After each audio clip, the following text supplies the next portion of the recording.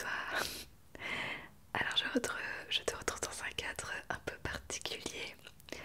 Alors comme tu as pu le voir dans le titre, cette petite vidéo ASMR pour cette ASMR masse se passera à Disney. Je vais faire un petit vlog. Et en fait je voulais quand même faire une petite intro, une présentation. Et là en fait si je voulais te faire une intro aussi, c'est parce que c'est assez rigolo. Je suis dans un Formule 1, un hôtel Formule 1 ce soir, c'est la première fois. Et genre la chambre, je vais te montrer, mais genre la chambre elle est assez rikiki. Et genre les toilettes et les douches, c'est genre des cabines à l'extérieur, dans les couloirs. Donc j'ai pas de salle de bain privée ni rien. Et voilà, je trouve ça rigolo et je m'étais dit bah autant profiter pour faire une petite intro. Parce que demain je vais à Disneyland avec mon papa. J'y vais 2 jours, on se fait ça tous les deux, ça va être chouette. Étant donné qu'il y aura les décos de Noël, etc. Bah ça sera un... Alors, je suis désolée, du coup il y a plein de bruit. Je pense que les murs sont en carton. Donc il y aura plein de jolies choses à voir. Je pense que je ferai une voix off par-dessus parce que forcément je pourrais pas mettre la musique déjà pour des questions de droit d'auteur et que ce ne sera pas très ASMRisant. Donc il y aura le visuel et puis je t'expliquerai un peu je pense en voix off. Mais voilà, donc cette petite introduction qui commence à être longue maintenant, ça fait déjà 2 minutes.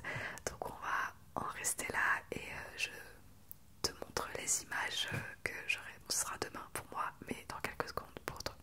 Voilà, bon visionnage.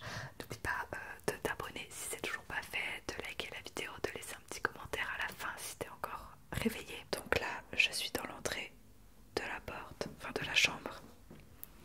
J'ai ici une petite chaise, des porte-manteaux, 2 lits doubles collés, un lavabo, une table, une télé et voilà. Et les toilettes sont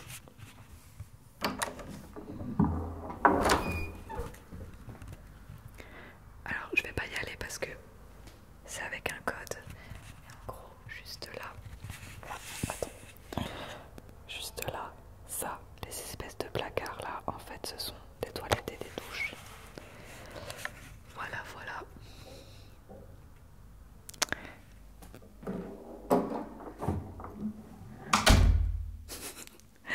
La joie du F1 avec ma valise Mickey. Bon, je te laisse avec les images de Disney. Ça va être très joli. Voilà. Alors c'est parti pour la voix off de ce vlog à Disney avec à côté de moi un petit chat qui fait sa toilette comme par hasard. C'est quand je veux enregistrer qui vient me coller. Donc tu as quelques images de Disney ici avec les décos de Noël. C'était vraiment magnifique, c'est super bien décoré. Je te donnerai dans la vidéo aussi au moment de la parade des conseils, etc. sur le parc et les prix, etc. etc. Alors oui, là on est en train de faire le train de la mine. Mon papa c'est la première fois qu'il le faisait et je découvre les images en même temps que toi. Donc bon bah voilà, c'est un manège plutôt sympa à faire pour les premières sensations fortes, on va dire, fortes entre guillemets, quand tu es enfant. Moi je sais que je l'ai fait la première fois quand j'avais 6 ans. Donc j'y suis allée avec mon papa. Tous les ans il fait une activité avec mes sœurs et moi. Et bah voilà, comme on arrive à la parade, en plus je vais pouvoir t'expliquer un peu tout ça. Alors je ne sais pas si tu le sais, si tu me suis sur d'autres réseaux, etc. Mais moi je suis vraiment passionnée par l'univers de Disney. Fut un temps j'avais même le pass annuel, donc ça veut dire que je pouvais y aller, enfin je payais le pass pour toute une année et je pouvais y aller quand je voulais dans l'année gratuitement entre guillemets, du moins en illimité. Donc en fait là cette parade là je l'ai vue des dizaines de fois et je l'adore toujours autant. Donc étant donné que là je n'ai plus le pass parce parce que je n'avais pas l'occasion d'y aller aussi souvent que j'ai pu le faire avec en travaillant, etc. Euh, mais aussi parce que j'habite à Montpellier et qu'il y a quand même 3h30 de trajet en train, que c'est pas donné quand même, et qu'en plus faut payer le logement une fois sur place. Donc en fait ça, finalement, même si je payais pas l'entrée au parc, ça me revenait trop cher. Mais voilà, le pass annuel je l'ai eu pendant 2 ans je crois, il me semble, et je l'ai bien poncé puisque du coup celui que j'avais était à 400 € l'année, et sachant que l'entrée dans les parcs pour une journée c'est 100 €, il suffit d'y aller au moins 4 fois dans l'année pour rentabiliser, et j'y allais largement 4 fois. Il y a même une année où j'y suis allée 7 fois, mais du coup en habitant à Montpellier, c'est pas tout près. Donc là, étant donné que je n'ai plus le pass, j'ai dit à mon papa d'aller voir sur des sites comme venteprivée.com ou voyageprivé.com. Je crois que c'est plutôt voyageprivé.com, parce qu'il y a des super réductions, mais vraiment ça vaut trop le coup. Avant d'avoir le pass avec ma meilleure amie, on passait par ce site là quand on voulait y aller, et du coup pour à peu près 200 € par personne, un peu plus de 200 € par personne, on a une nuit à l'hôtel, donc une chambre, plus 2 jours dans le parc. Donc sachant qu'une journée dans le parc c'est à peu près une centaine d'euros, finalement c'est comme si tu payais les 2 jours dans le parc et que l'hôtel revenait à rien quoi. Donc franchement va sur voyageprivé.com, ça vaut le coup. Donc voilà pour tout ce qui est achat, on va dire, quand on veut faire un séjour à Disney. Donc nous on a la chance, c'est qu'on pouvait y aller en semaine et pas pendant les vacances scolaires. Donc on a eu beaucoup moins de monde que si on y avait été la semaine suivante où les vacances étaient déjà entamées, les vacances scolaires. On y a été un lundi et un mardi.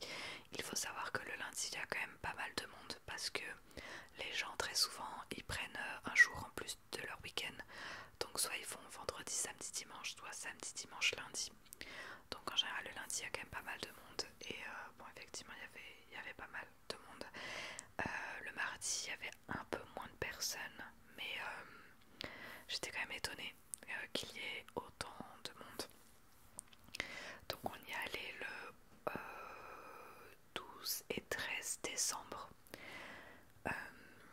En cette période il fait très très froid à Disney, entre fin octobre, novembre jusqu'à avril, mais il fait quand même bien froid là-bas. Donc moi j'étais bien couverte. Le premier jour j'avais genre 2 paires de collants, une chaussette, enfin une paire de chaussettes, une robe pull par-dessus, un gilet pull mais aussi long que ma robe pull. Et le lendemain en fait j'avais tellement eu froid, même avec toutes ces couches. J'avais manteau, écharpe, bonnet, cache-oreille par-dessus. Le lendemain j'ai mis 3 paires de collants et 2 paires de chaussettes. Donc ça allait un peu mieux. Mais voilà, si tu vas pendant cette période hivernale, je te conseille vivement de bien te couvrir. Parce qu'en plus tu attends beaucoup dans les files d'attente, dans les queues. Et tu piétines quoi, t'es pas actif, ton corps n'est pas actif, donc tu te refroidis très très vite. Réchauffe bien tes pieds donc, et tes mains aussi, prends des gants, parce qu'avoir les mains glacées c'est juste horrible à Disney. Et moi ce que je faisais c'est que quand je voulais prendre des photos ou filmer etc, je sortais juste mon pouce de mon gant. Ensuite au niveau des repas, astuces repas, je te conseille de manger soit très tôt soit très tard, en tout cas le midi. Alors nous le matin on avait été au Starbucks du Disney Village pour se prendre un petit déjeuner, et ce qui fait que le midi on n'avait pas spécialement faim, donc on n'a pas mangé. On a pu donc voir les parades etc, et c'est surtout que entre midi et 2 au aux heures où tout le monde mange, ben, il y a moins de monde dans le parc. Donc en fait aux heures des repas c'est idéal de faire les attractions parce que au lieu d'avoir des heures de queue, ben, il y en a que quelques minutes. Alors ça peut, il y en a quand même beaucoup, hein. Mais vraiment ça va. Donc ce qu'on a fait, c'est que pour ne pas avoir du monde le soir, surtout, enfin je sais que c'est plus rentable de faire ça le soir, pour le repas du soir. Donc entre 18h30 on va dire et 20h, il n'y a pas grand monde dans les attractions parce que bah, soit ils mangent, soit il y a certains spectacles et la parade. Donc là la parade là elle y était qu'une seule fois dans la journée. D'habitude elle y est 2 fois, mais étant donné que c'est en période de Noël, il y avait une petite parade de Noël qui elle y était 2 fois je crois. Et donc on a décidé d'aller manger le repas du soir à 17h. Donc comme on n'avait pas mangé le midi en plus de ça, allait quoi, on avait faim.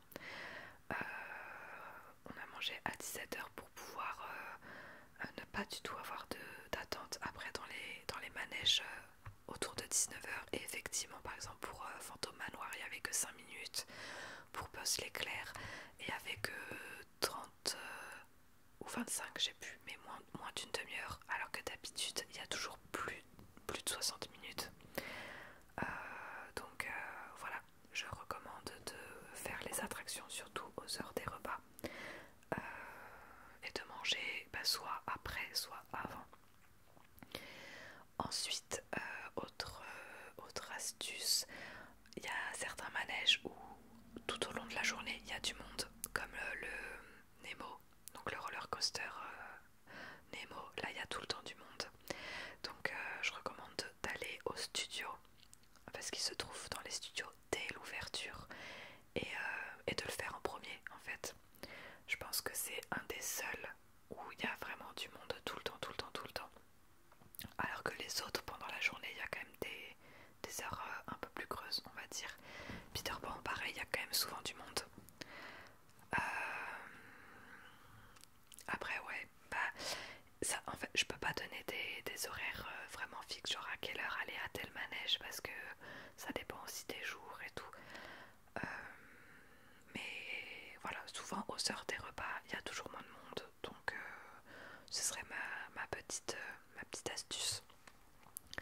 Bon, je crois que j'ai fini pour les petits conseils. Donc la parade se termine avec la Reine des Neiges. Ça fait 5 ans qu'elle y est. Tous les 5 ans la parade elle change. Donc moi j'ai bien vu celle-là parce que j'y suis surtout allée dans les 5 dernières années. Donc ouais, celle-là je la connais par cœur quoi. Et j'aimais beaucoup celle d'avant aussi. Genre la musique de celle d'avant était juste géniale. Après voilà, comme je disais, pour des droits d'auteur etc. et de relaxation, j'ai pas mis le son. Ah bah, là c'était la petite parade pour les 30 ans. Mais on était un peu déçus parce qu'il n'y avait pas grand chose. Mais c'était cool parce qu'il y a des personnages qu'on voit jamais en fait. Donc Zootopie, il y avait Joie, il y avait Coco. Et c'est pas des personnages qu'on voit beaucoup. Donc c'était quand même sympa parce que voilà, cette année c'est les 30 ans du parc. Alors forcément il y avait les décos Noël. Donc j'ai pas pu trop voir les décos des 30 ans. Alors que pour les 25 ans on y avait été avec ma meilleure amie. Et c'était vachement bien décoré pour les 25. Bon, on retourne, voilà, la suite c'est beaucoup d'images d'attractions. Donc il y a pas mal d'attractions en 4D. Il y a des attractions, comment ça s'appelle, des petites montagnes russes. Là c'était la parade de Noël. Pareil,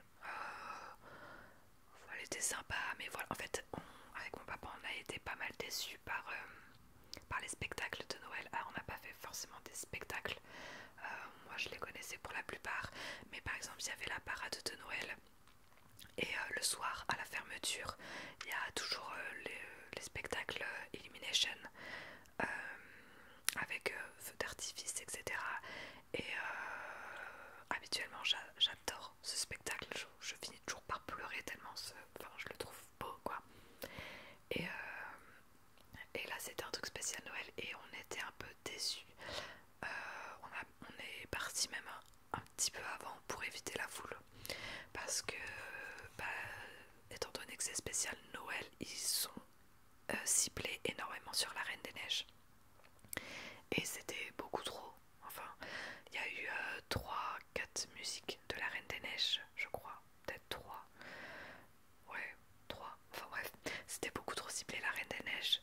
Et ouais, du coup, assez déçu du spectacle. Enfin, j'aurais préféré que ça soit celui de d'habitude.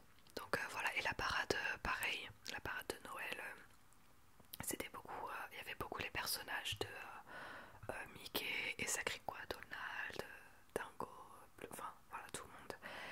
Il y avait un peu les princesses aussi, mais bon voilà, c'était sympa.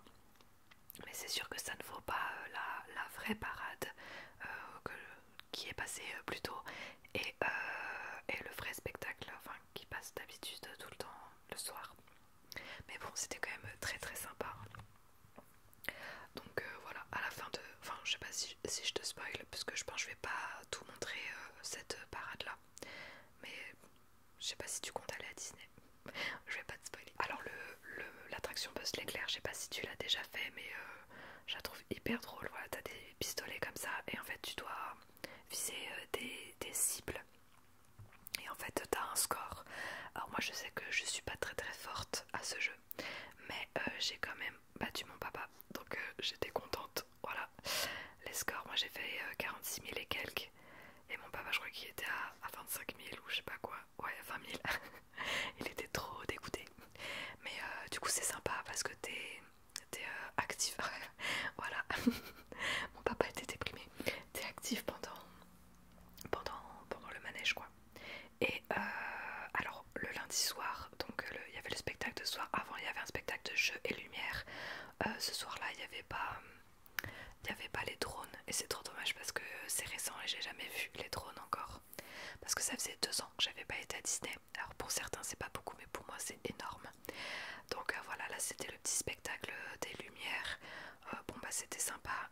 Je te montre pas, enfin j'ai pas filmé le spectacle de Noël parce que j'avais envie de profiter tout simplement. Mais bon. Et puis bon, la vidéo faut pas qu'elle soit trop longue non plus. Il faut que j'ai des choses à raconter en voix off parce que du coup cette vidéo elle sera vraiment que du chuchotement avec des petites astuces et voilà pour te parler un peu de mes journées. Donc voilà, là c'est la fin du lundi soir et on a dormi dans l'hôtel Santa Fe. Alors tu vas me voir galérer, au début je pensais qu'il fallait mettre la carte ici mais en fait pas du tout, il fallait la mettre devant la porte. Voilà, donc j'ai essayé, en plus tu vois j'ai insisté mais non, c'était pas là. Et voilà, là j'y arrive enfin. Le Santa Fe c'est l'hôtel Cars en fait, donc j'avais déjà dormi 2 fois je crois. Il est bien parce que y a des navettes gratuites en fait qui vont entre Disney et les hôtels, toutes les 15 minutes il y en a. Et le Santa Fe il est à genre 5 minutes de navette, donc franchement c'est cool. Et du coup il fait voilà, on avait une belle chambre avec 2 lits doubles quand même. Donc voilà, c'était sympa. Et ça passe très vite, mais le lendemain dans le studio maintenant il y a le côté Marvel.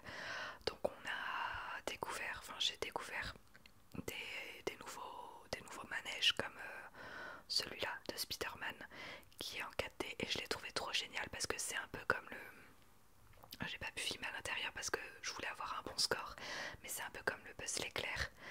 T'as les petites araignées là et en fait faut leur lancer des toiles d'araignée dessus.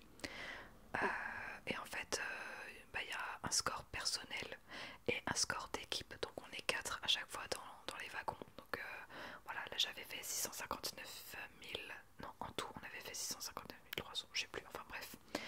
Mais c'est bien sympa, franchement j'ai bien aimé ce manège. Et la journée, enfin la vidéo se termine un peu brutalement là. J'ai pas vraiment filmé de trucs de fin, donc je vais remettre un petit bout de la parade pour faire cette outro. Si tu as des questions supplémentaires par rapport à Disney, n'hésite pas à me les poser dans les commentaires et j'y répondrai avec plaisir. En tout cas c'était vraiment un chouette séjour, j'ai bien kiffé. Et bon j'espère que cette petite vidéo t'a fait un petit peu rêver aussi. sur ce, je te dis à demain.